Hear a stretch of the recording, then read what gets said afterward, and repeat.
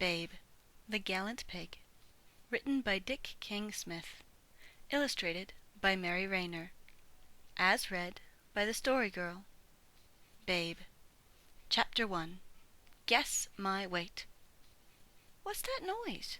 said Mrs. Hoggett, sticking her comfortable round red face out of the kitchen window. "Listen, there 'tis again. Did you hear it? What a racket, what a row. Anybody to think somebody was being murdered. Oh, dearie me, whatever it is, just listen to it, will you?" Farmer Hoggett listened. From the usually quiet valley below the farm came a medley of sounds, the oompa-oompa of a brass band, the shouts of children, the rattle and thump of a skittle alley, and, every now and then, a very high, very loud, very angry-sounding squealing, lasting about 10 seconds. Farmer Hoggett pulled out an old pocket watch, as big around as a saucer, and looked at it. "Fair starts at 2, he said. It started. "I knows that," said Mrs. Hoggett, "because I'm late now with all these cakes and jams and pickles and preserves as is meant to be in the produce stall this very minute. And who's going to take them there, I'd like to know? Why, you are. But afore you does, what's that noise?" The squealing sounded again. That noise? Mrs. Hoggett nodded a great many times. Everything she did was done at great length, whether it was speaking or simply nodding her head. Farmer Hoggett, on the other hand, never wasted his energies or his words. "Pig," he said. Mrs. Hoggett nodded a lot more. "I thought 'twas a pig. I said to myself, that's a pig, that is. Only nobody round here do keep pigs. 'Tis all sheep for miles about. What's a pig doing? I said to myself. Anybody'd think they was killing the poor thing. Have a look when you take all this stuff down, which you'd better do now. Come and give us a hand. It can go in the back of the Land Rover. 'Tis raining. 'Twon't hurt. Wipe your boots afore you comes in." "Yes," said Farmer Hoggett.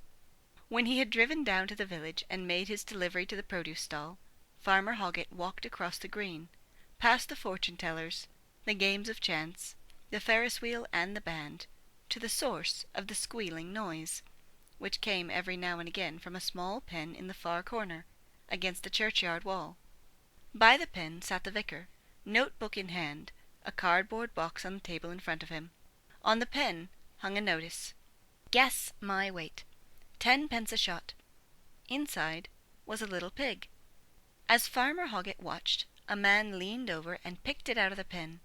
He hefted it in both hands, frowning and pursing his lips in a considering way, while all the time the piglet struggled madly and yelled blue murder.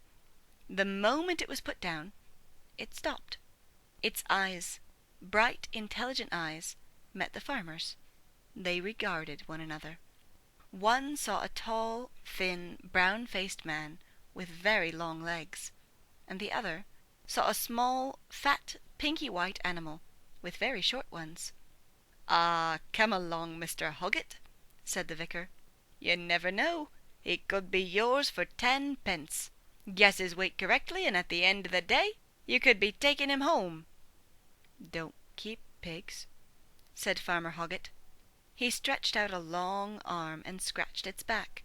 Gently he picked it up and held it before his face.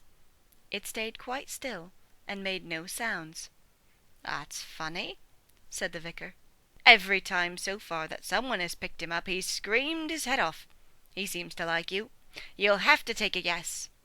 Carefully Farmer Hoggett put the piglet back in the pen. Carefully he took a 10-pence piece from his pocket and dropped it in the cardboard box. Carefully he ran one finger down the list of guesses already in the vicar's notebook. "Quite a variation," said the vicar. "Anything from 20 pounds to 40 so far." He wrote down Mr. Hoggett and waited, pencil poised. Once again, slowly, thoughtfully, the farmer picked the piglet up. Once again it remained still and silent. 31 pounds, said Farmer Hoggett. He put the little pig down again. "And a quarter," he said. 31 pounds and a quarter. Thank you, Mr. Hoggett. We shall be weighing the little chap at about 4:30. "Be gone by then." "Ah, well, we can always telephone you, if you should be lucky enough to win him." "Never win nothin'." As he walked back across the green, The sound of the pig's yelling rang out as someone else took a guess. "You never do win nothin'," said Mrs. Hoggett over tea, when her husband, in a very few words, had explained matters. "Though I've often thought I'd like a pig. We could feed it on scraps. He'd come just right for Christmas time. Just think, 2 nice hams, 2 sides of bacon, pork chops, kidneys, liver, chitlings, trotters. Save his blood for black pudding. There's the phone." Farmer Hoggett picked it up. "Oh," he said,